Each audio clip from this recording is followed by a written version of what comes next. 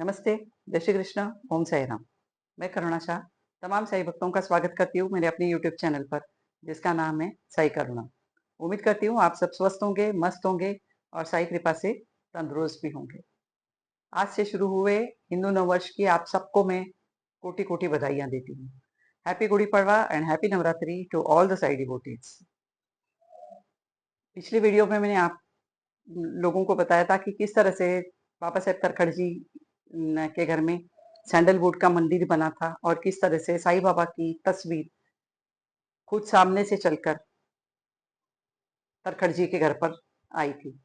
अब इस सुंदर से सैंडलवुड मंदिर में एक छोटी सी मार्बल की गणेश जी की मूर्ति हुआ करती थी, जिसका पिक्चर मैं अभी आपको इस वीडियो में दिखाने वाली हूँ। इस मूर्ति की भी अपनी एक अलग ही दास्तान है, उसके बारे में मैं आज आपको बताना चाहूंगी और किस तरह से ये मूर्ति आज तक तरखड़ के घर में बनी हुई है, उस साईं बाबा की दी हुई फोटो के साथ में। ये भी एक चमत्कार है। तो जैसे मैंने आपको बताया कि बाबा साहेब तरखड़ जी को एंटिक चीजों के कलेक्शन का बहुत शौक हुआ करता था। तो एक दिन वो रीगल थिएटर है ना कोलाबा में, मुंबई में, वहां गए थे। कुछ एंटिक चीज मिले इस फिराक में। तो जब वो उस रीगल थिएटर के बाजू में एक शॉप हुआ करती थी, वहां ऐसी चीजों का कलेक्शन हुआ करता था। तो जब वो अंदर गए और चीजों को बारीकाई से देख रहे थे पूरी शॉप में, तो उन्होंने सुना एक अंग्रेज को उस दुकानदार के साथ में किसी चीज को लेकर बार्गेन करते हुए। एक अंग्रेज और बार्गेनिंग, ये चीज थोड़ी अटपटी सी लगी थी बाबा साहेब तरखड़ जी को। तो उनका इंटरेस्ट है ना थोड़ा सा वो चीज में या इनके कॉन्वर्सेशन में आ चुका था। उस शॉपकीपर ने उस चीज की कीमत 15 रुपए बता रहा था और जो अंग्रेज था उसने उसकी कीमत 5 रुपए से स्टार्ट की थी और बार्गेन करते करते करते करते वो 8 रुपए तक आ चुका था। अब बाबा साहेब तरखड़ को लगा कि देखना ही चाहिए कि ये क्या चीज है जिसके लिए इन लोगों के बीच में काफी देर से बातचीत हो रही है। तो वो उस शॉपकीपर के और अंग्रेज के नजदीक गए। तो उन्होंने देखा कि एक सुंदर सी 9 इंच की कमल के ऊपर बैठी हुई और बहुत सुंदर सुंदर कलर्स से पेंट की हुई एक मार्बल की गणेश जी की मूर्ति थी। वो मूर्ति वाकई में बहुत मनमोहक थी। तो बाबा साहेब तरखड़ ने आउट ऑफ क्यूरियोसिटी इनसे पूछा अंग्रेज से कि आप क्यों इतनी देर से इसके लिए बार्गेन कर रहे हैं, आप क्या करना चाहेंगे इस मूर्ति का। तब उन्होंने बोला कि ये सुंदर सा मार्बल पीस है जो कि मुझे बहुत पसंद आ चुका है और मैं इसे अपने टेबल के ऊपर एज अ पेपर वेट इस्तेमाल करना चाहता हूँ। ये सुनते ही बाबा साहेब तरखड़ जी का जो गुस्सा था ना, वो 7वें आसमान के ऊपर पहुंच गया और उन्होंने तुरंत अपने पर्स में से एक 100 रुपए का नोट निकाला और उस शॉपकीपर को दिया और उनसे कहा कि ये मूर्ति तुरंत मेरे लिए पैक करो, क्योंकि मैं अपने भगवान को किसी भी इंसान के टेबल पर एज अ पेपर वेट इस्तेमाल होते नहीं देख सकता। तो इसमें से 80 रुपए काटो, जो ये 8 रुपए देना चाह रहे हैं ना उसका 10 गुना मुझसे काटो, लेकिन ये मूर्ति अभी से मेरी हो चुकी है, इसे पैक कर दो। फिर वो दुकानदार ने 80 रुपए लेकर वो मूर्ति पैक की इनके लिए और उन्हें बताया कि जो सोमनाथ टेम्पल है ना उसके मेन एंट्रेंस का जो गेट है ना उसके ऊपर ये मूर्ति रखी गई थी पहले। इस वजह से ये एंटीक है और इस वजह से इसकी कीमत थोड़ी दूसरी मूर्तियों के मुकाबले ज्यादा है। 15 रुपए वो जमाने में बहुत बड़ी रकम हुआ करती थी, जिसके लिए 80 रुपए चुकाए थे बाबा साहेब तरखड़ जी ने। बाबा साहेब तरखड़ जी वो मूर्ति को लेकर अपने घर गए और उन्होंने अपने तमाम फैमिली के मेंबर्स को बताया कि इस तरह की घटना हुई मेरे साथ में और वो मूर्ति मैं घर पर लेकर आया हूँ और मैं चाहता हूँ कि अपने नए मंदिर के अंदर, पूजा घर के अंदर इस मूर्ति को भी रखा जाए, ताकि साईं बाबा की पूजा पाठ के साथ साथ इस मूर्ति की भी पूजा पाठ डेली होती रहे।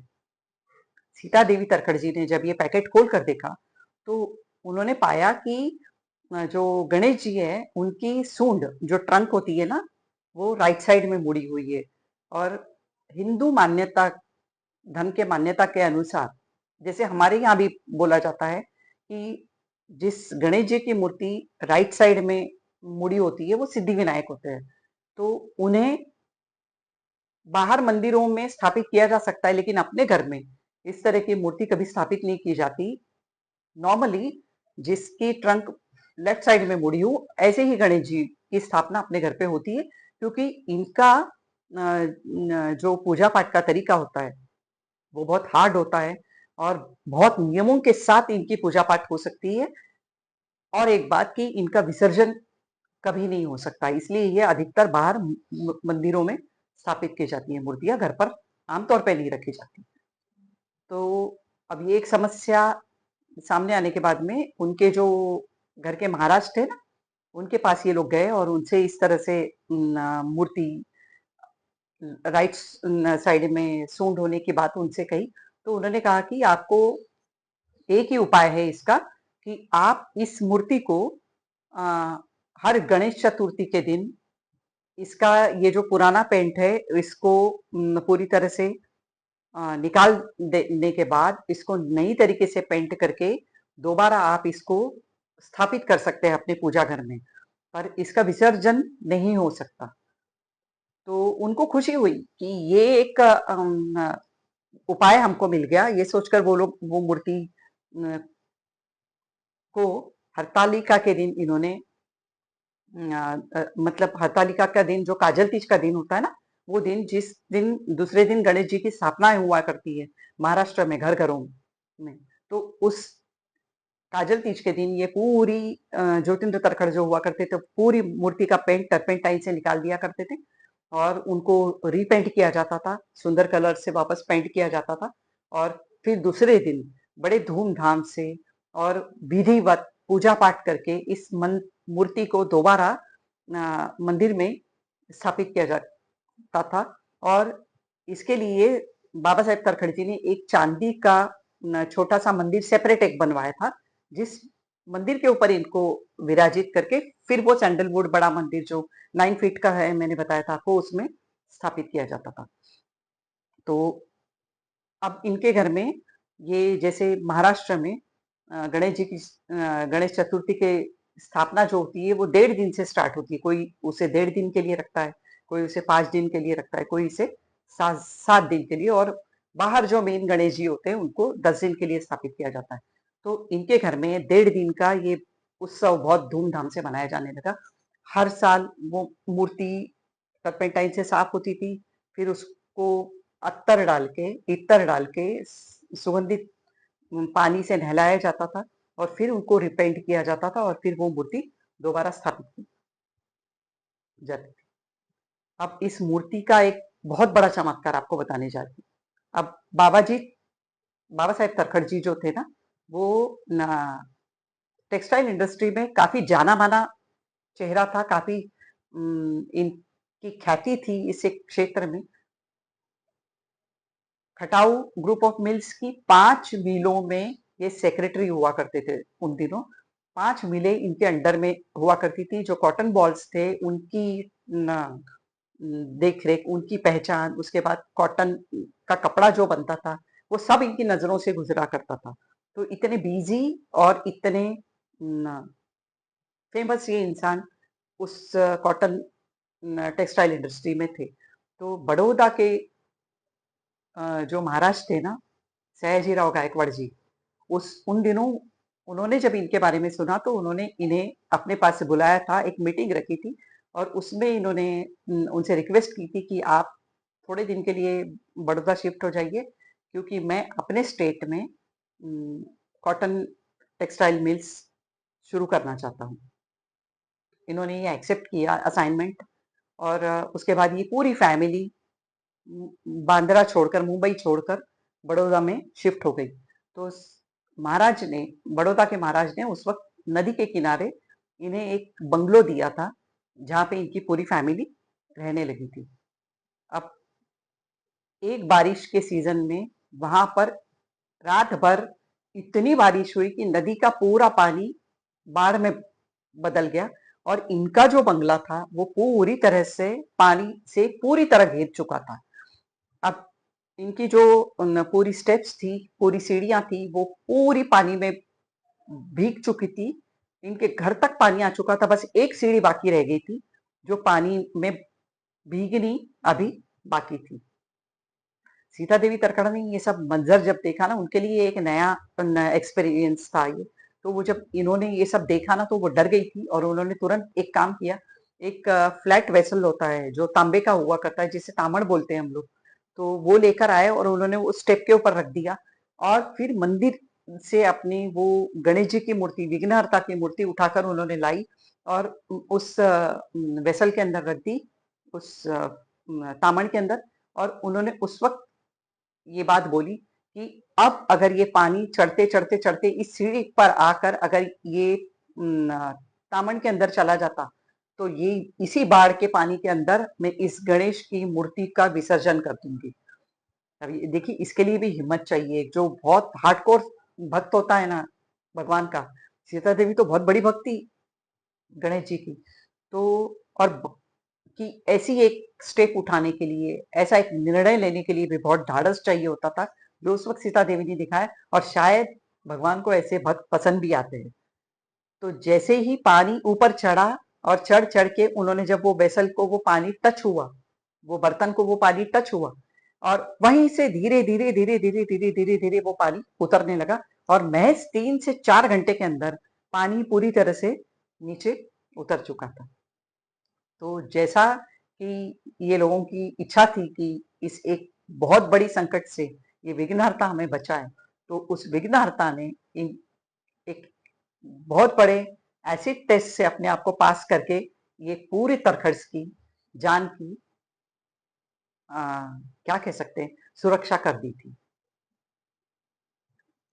अब ये मूर्ति जैसे मैंने आपको बताया रीपेंट होती रहती थी, तो एक हरतालिका के दिन ज्योतिन्द्र तरखड़ जी इस मूर्ति का पेंट पूरी तरह से टर्पेंटाइन से साफ कर रहे थे। तो अचानक क्या हुआ, इनके हाथ से पता नहीं वो मूर्ति छटक गई, या उनका हाथ जो था राइट हैंड, जो मैं आपको फोटो देखूं भेजूंगी ना, तो शायद उसमें वो राइट हैंड डैमेज हुआ, आप देख सकते हो। तो वो राइट हैंड डैमेज हो चुका एल्बो से। और ज्योतिन्द्र जी एकदम डर गए, क्योंकि अब एक तो राइट सूंड वाली मूर्ति, इसका विसर्जन नहीं हो सकता। अब ये डैमेज हो गई, और डैमेज मूर्ति कभी भी कोई भी इंसान अपने पूजा घर में पूजा करने के लिए रखता ही नहीं है और रख भी नहीं सकते। अब ये लोग डर गए। अब गणेश उत्सव तो सामने मुंह पर खड़ा हुआ था एकदम। तो उन्होंने क्या किया कि ये जो गुजरात वाली कैलेमिटी मैंने आपको बताई ना, उसके बाद इन्होंने ये 1.5 दिन का उत्सव 5 दिन तक मनाना शुरू कर दिया था। तो अब मूर्ति तो खंडित हो चुकी थी, पर फिर भी सब लोगों ने सोचा कि नहीं, ये मूर्ति के बगैर तो हम भी नहीं रह सकते। इस मूर्ति से बहुत ज्यादा लगाव हमको भी हो चुका है। तो अब ये जो गणेश उत्सव है, इसे हम 5 दिन तक निभा लेते हैं इसी मूर्ति के साथ में, और फिर हम शिरडी जाएंगे साईं बाबा के पास में, और साईं बाबा से पूछेंगे कि अभी हमें करना क्या है आगे, और उस हिसाब से हम लोग आगे का निर्णय ले लेंगे। अब ये 5 दिन का उत्सव खत्म होने के बाद सीता देवी और ज्योतिन्द्र तरखड़ जी मुंबई से शिरडी रवाना हुए, और वो जाकर साईं बाबा के नजदीक बैठे ही थे। अनयूजुअली उस दिन साईं बाबा इनकी तरफ बहुत शांत थे, इनसे कुछ ज्यादा बातचीत कर ही नहीं रहे थे। अब एक्चुअली जब से इनके घर में मूर्ति आई थी, मूर्ति खरीदना, मूर्ति की स्थापना और मूर्ति का खंडित होना, यहाँ तक इन लोगों ने साईं बाबा से गणेश मूर्ति को लेकर कोई बातचीत ही कभी नहीं की थी। तो ये तो गलत हुआ ना कि जब आप तकलीफ में आए हो, गणेश जी की मूर्ति खंडित हुई, उसके बाद आप साईं बाबा के पास आए हो। तो दिल ही दिल में इन्हें ये बाबा का बर्ताव थोड़ा सा खटका, और मन ही मन ये शर्मिंदा हुए कि आज तक तो हम नहीं आए थे साईं बाबा के पास इस मूर्ति को लेकर कुछ भी पूछताछ करने। अब आए हैं हम लोग, तो गलती तो हमसे बहुत हुई है, इसलिए हो सकता है इस वजह से बाबा कुछ बोल नहीं रहे, कुछ बातचीत हमसे नहीं कर रहे। और मन ही मन वो साईं बाबा को इसके लिए सॉरी भी कह रहे थे, माफी भी मांग रहे थे उनसे। अब द्वारका माई में उस वक्त काफी भीड़ थी, काफी भक्त बैठे हुए थे साईं बाबा के पास में। जब सारे भक्त उस द्वारका माई से निकल गए और उस द्वारका माई में उस वक्त कोई नहीं था, तब बाबा ने माँ और ज्योतिन्द्र जी को अपने पास में बुलाया, अपने पास में बिठाया और माँ से एक सवाल किया कि माँ, अगर हमारा बेटा किसी कारणवश गिर जाता है, उसका हाथ फ्रैक्चर हो जाता है, हाथ टूट जाता है, उसका बोन टूट जाता है, तो क्या हम उसे घर से बाहर निकाल देते हैं? नहीं ना, बल्कि हम उसकी ज्यादा केयर लेते हैं, उसको ज्यादा अच्छे तरीके से उसकी देखभाल करके उसको खिला पिला के बड़ा तो करते ही है ना माँ। हम उसे बाहर तो नहीं फेंक देते ना करके। दैट्स इट, इतना ही बोला है बाबा ने। और ज्योतिन्द्र तरखड़ और सीता देवी समझ गए कि जिस चीज के लिए हम आए हैं, हमने अभी तक कुछ बोला भी नहीं और बाबा ने इसका हमको उपाय जो था वो दे दिया है। उसके बाद से टिल डेट, आज तक वो मूर्ति तरखड्स के घर में बनी हुई है। और वो फोटो, वो मूर्ति, वो जो सैंडलवुड मंदिर मैंने आपको बताया है, वो ज्योतिन्द्र तरखड़ जी के जो बड़े भाई थे, रविंद्र तड़खर जी, उनके वसई वाले घर में आज भी मौजूद है। तो जो कोई भक्त, मैं खुद ने कहा था ना कि मेरा मायका खुद का वसई में है, तो जो भक्त वसई जाना चाहे, मैं भी इसके बाद जाने के बाद में उसकी छानबीन तो करने वाली हूँ और तड़खर का घर ढूंढने वाली भी हूँ।